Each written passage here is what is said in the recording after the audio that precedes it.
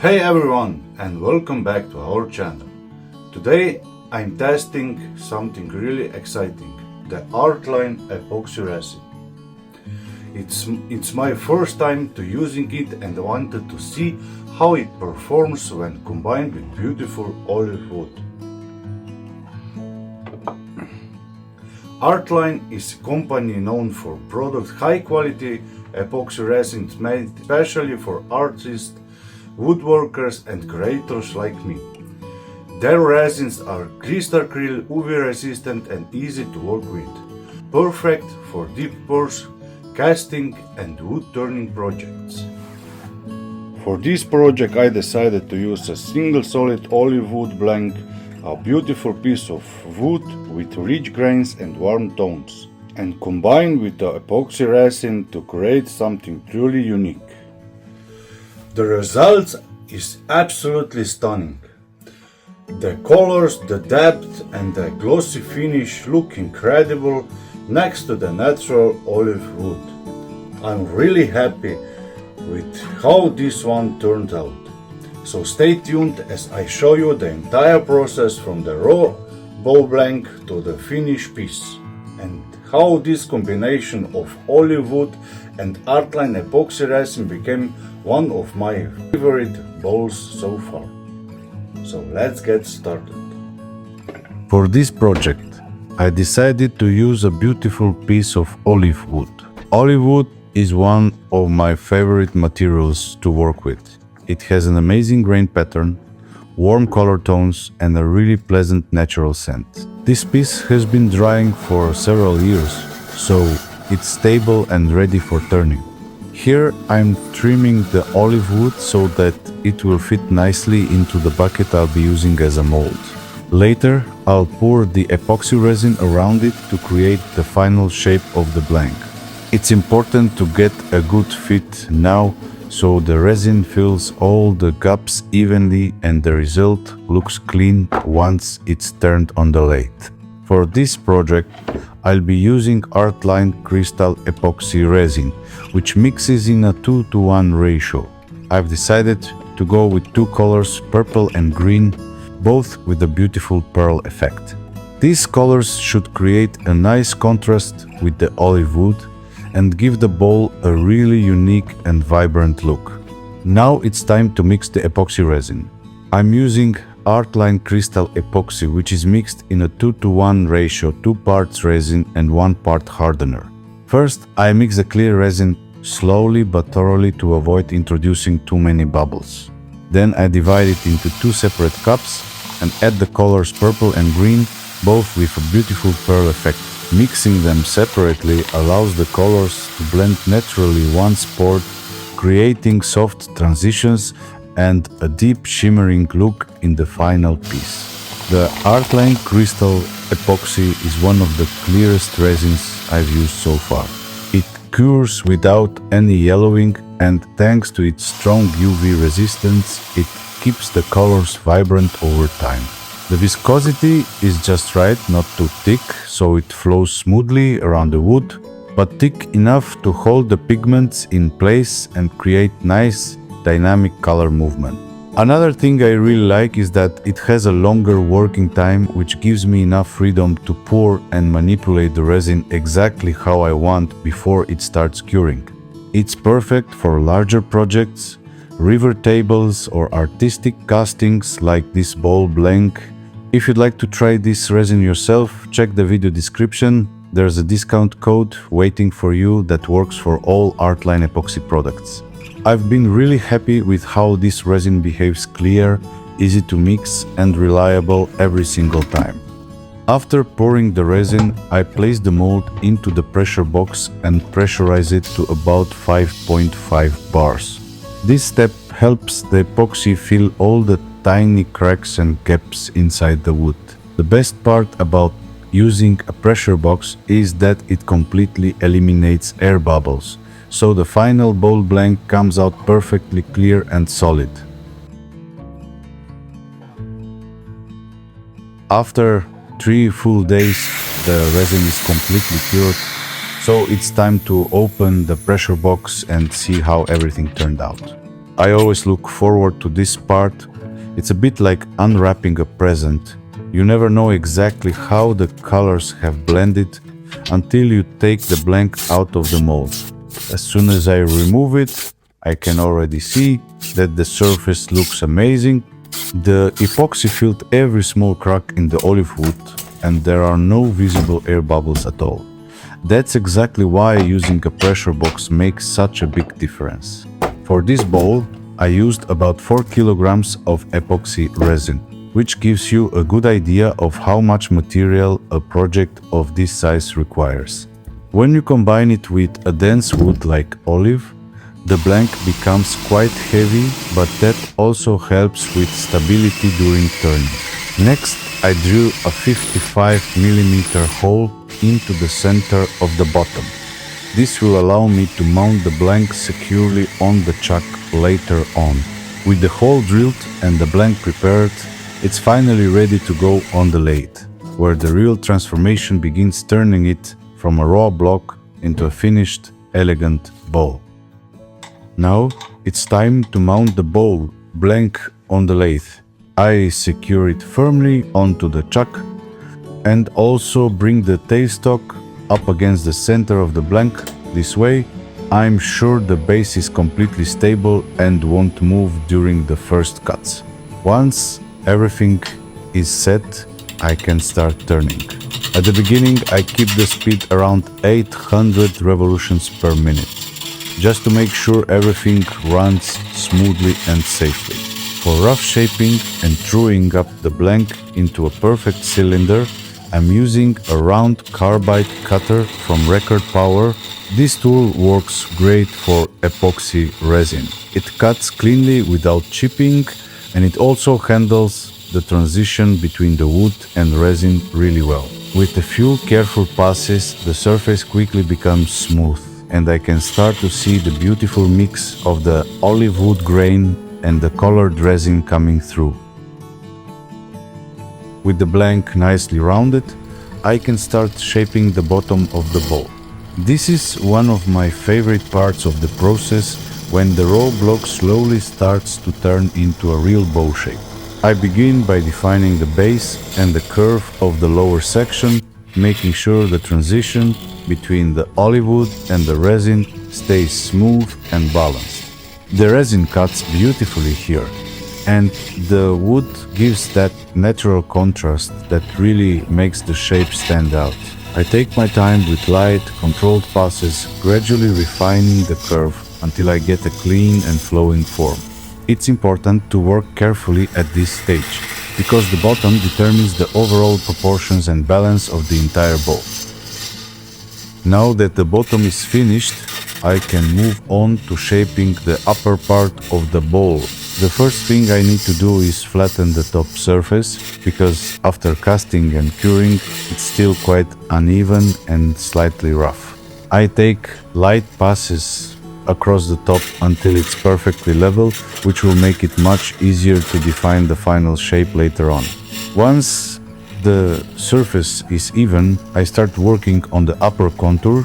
At this stage, I always like to step back a bit and think about the design, how I want the curve to flow and what kind of character the bowl should have. Every piece of wood is different, and I try to let the grain and resin patterns guide me toward the right shape. This time I decided to make the bowl a little different, to give it a personal touch that stands out from my other pieces.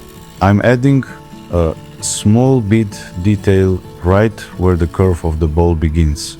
It's a subtle design element, but it adds a lot of visual interest and gives the piece a bit of sophistication.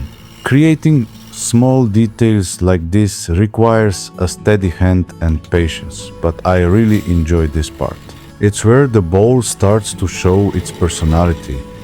The bead catches the light beautifully and enhances the contrast between the rich tones of olive wood and the shimmering epoxy resin. Even though it's just a small line, it completely changes the overall feel of the piece and makes it truly unique. Here you can really see how much mess epoxy resin can create while turning. This is Honestly, the only thing that bothers me about working with epoxy, it makes an incredible amount of fine shavings that stick absolutely everywhere.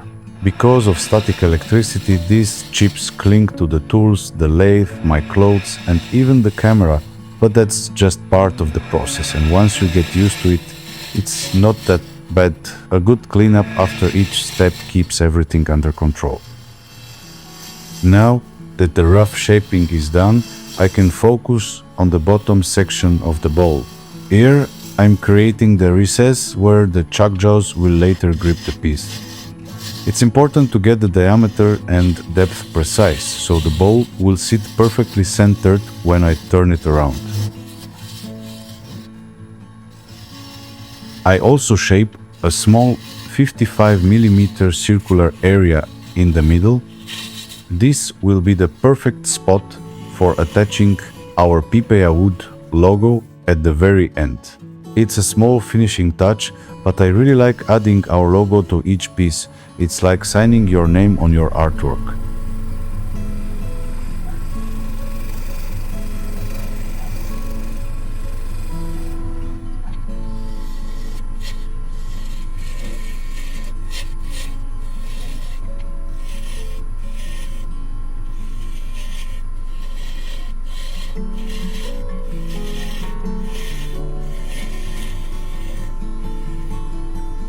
Next, I add a small decorative touch to the bottom of the bowl using a skew chisel. This area will later be gripped by the chuck, but I still like to give it a clean, finished look even before reversing the piece. After that, I move on to refining the entire outer surface. I use a combination of different tools to get the shape just right, mainly a tapered scraper and a spindle gouge. The scraper helps remove any small ridges and transitions between the wood and resin, while the spindle gouge allows me to make smooth, flowing cuts along the curve. At this stage, I'm not taking off much material anymore. I'm just refining the shape and preparing the surface for sanding. The goal is to get a perfectly smooth finish straight from the tools, so that later I'll need only minimal sanding to achieve that glass-like surface.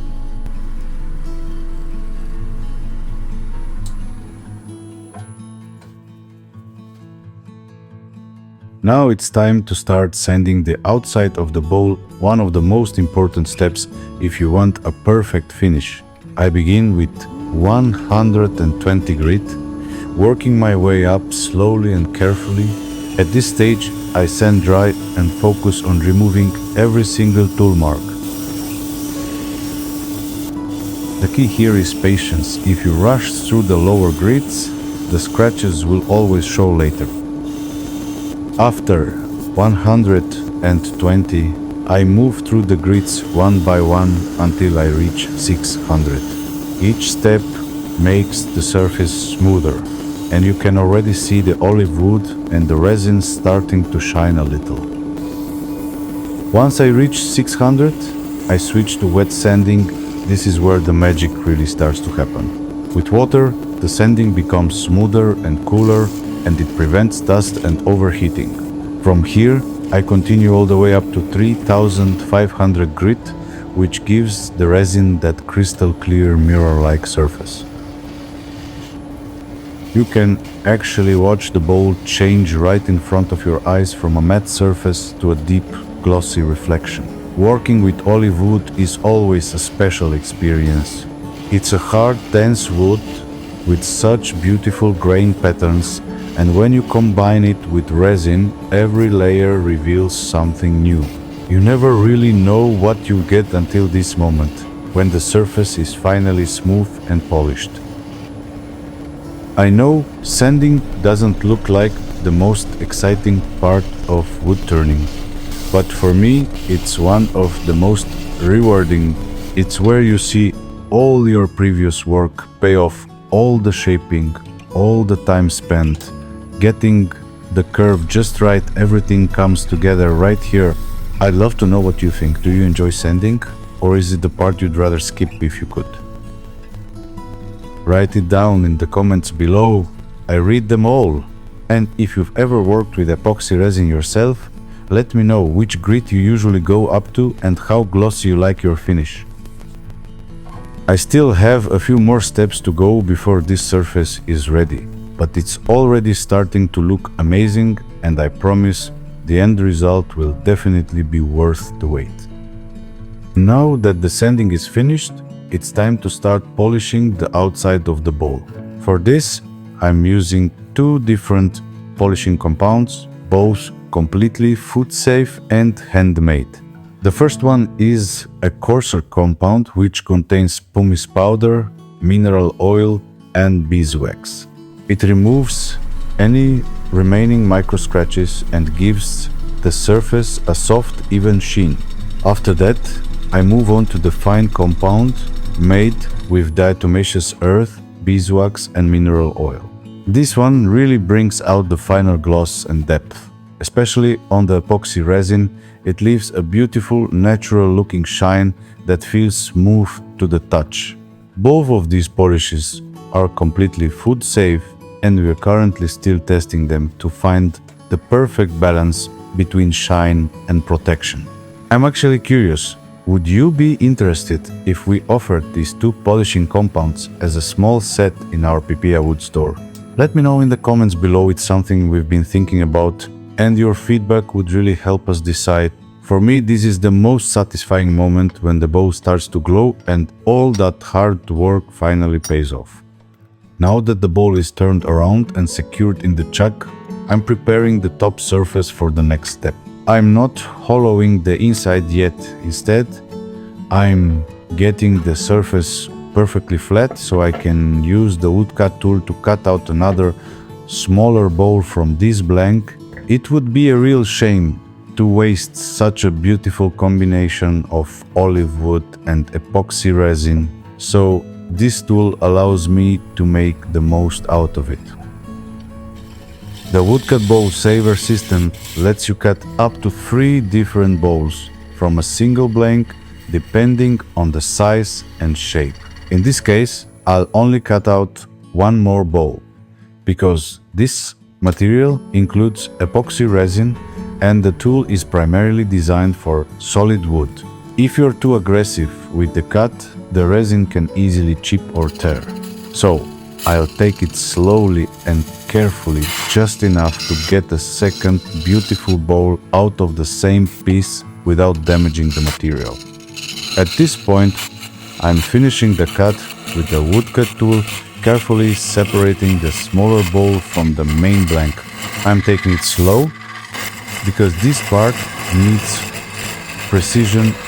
Cutting through both epoxy and olive wood can be tricky, and the goal is to get a clean curve without any tear out. As I get closer to the end, I can feel the resistance change, and that's when I know the cut is almost complete.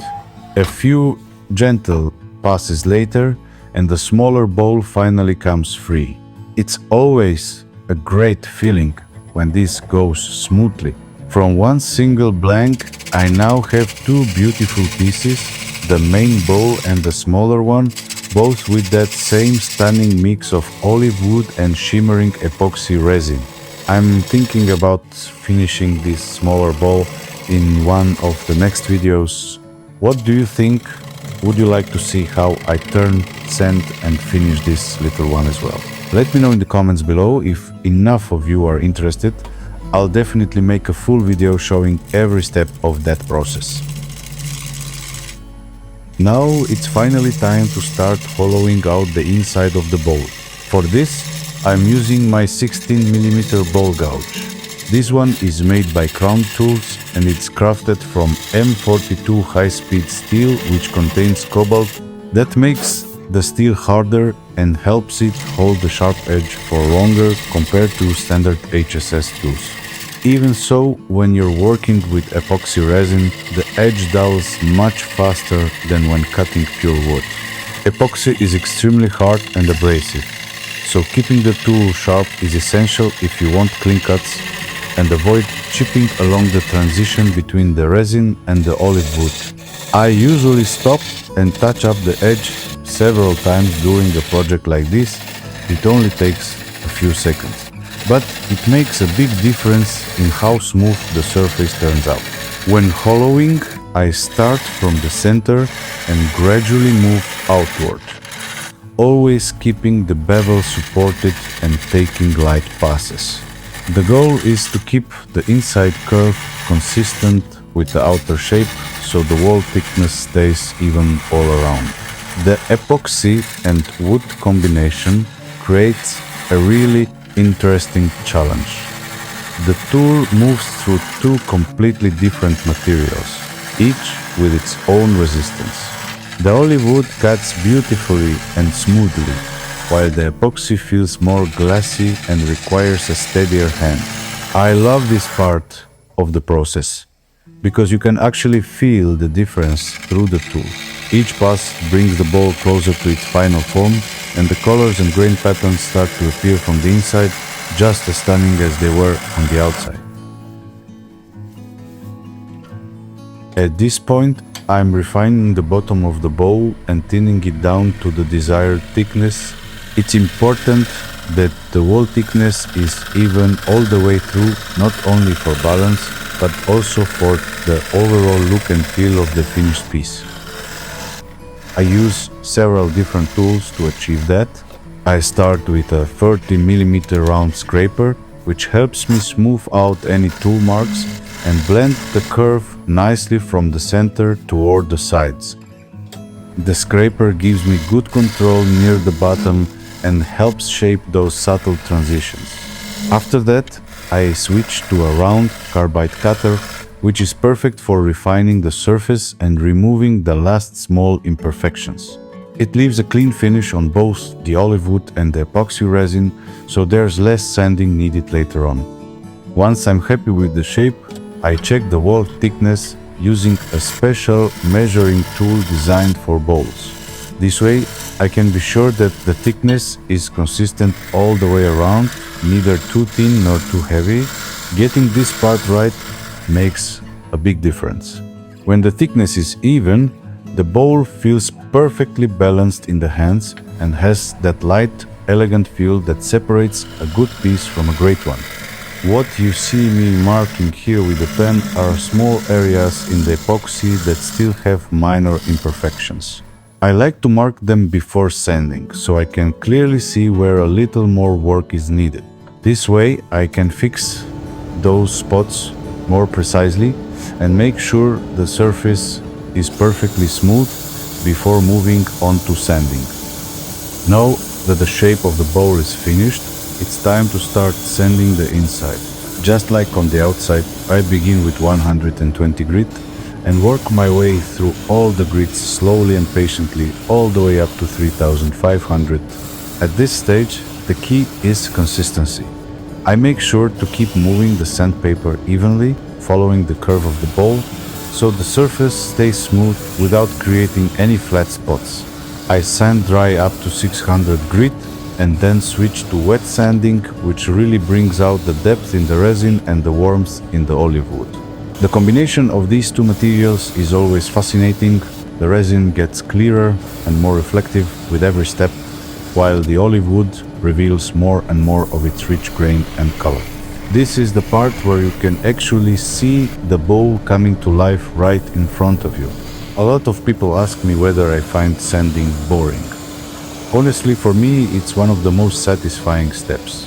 It's a moment to slow down, to focus on the small details, and to see how every pass of the sandpaper transforms the surface. What about you? Do you enjoy this part of the process, or do you prefer to skip straight to the finish? Let me know in the comments below. I'm also curious, when you're working on epoxy or wood projects, how high do you usually sand before you start polishing? Do you stop at 600? Or do you go all the way up like I do here to 3500? Every maker has their own approach, but I've found that taking the extra time here always pays off, especially when you see that final glossy surface shining under the light. With the sanding finished, it's time for the final polish. I'm once again using the same two polishing compounds that I used earlier on the outside of the bowl. The first one is the coarse compound, made with pumice powder, mineral oil and beeswax. It gently smooths out any remaining micro scratches and evens out the surface, especially on the epoxy. After that, I switch to the fine compound, which contains diatomaceous earth, beeswax and mineral oil. This one really brings out the depth and reflection in both the wood and the resin. The surface starts to glow with that natural silky shine. What I love most about these two polishes is that they're completely food safe. We've been testing them for a while now, and they not only create a smooth, glossy surface, but also leave a protective layer that feels pleasant to the touch. And now for the final step, the finish coat. For this I'm using a product called Propolitura, which you can buy from the company Samson Kamnik here in Slovenia. It's made from natural propolis and it gives the bowl a beautiful warm glow while also providing an extra layer of protection. I really like this finish because it enhances the wood's natural tones and gives the epoxy a clean, almost glass-like reflection. Plus, it smells great. There's something special about using a natural finish to complete a piece that's also made from natural materials. This is the moment where everything comes together. The olive wood, the epoxy, the shine, and you finally see the full character of the bowl revealed. To finish the project, I'm attaching our PipejaWood logo to the spot I prepared earlier at the bottom of the bowl. This small detail is always my favorite part. It's the final touch that completes the piece and marks it as one of our handmade creations. I am really happy with how this bowl turned out. The combination of olive wood and Artline Crystal epoxy resin looks absolutely stunning, and the colors blend beautifully together. A big thank you to Artline for sending me the epoxy resin to test. It performed perfectly and gave an incredible clarity to the final result. And of course, huge thanks to all of you for watching this video and supporting our work. If you enjoyed this project, please give it a like, share it with your friends and subscribe to the channel so you don't miss future videos. I have some really interesting projects coming up, including what I'll do with that smaller bowl I cut out earlier, so stay tuned. Thanks again for watching and see you in the next one.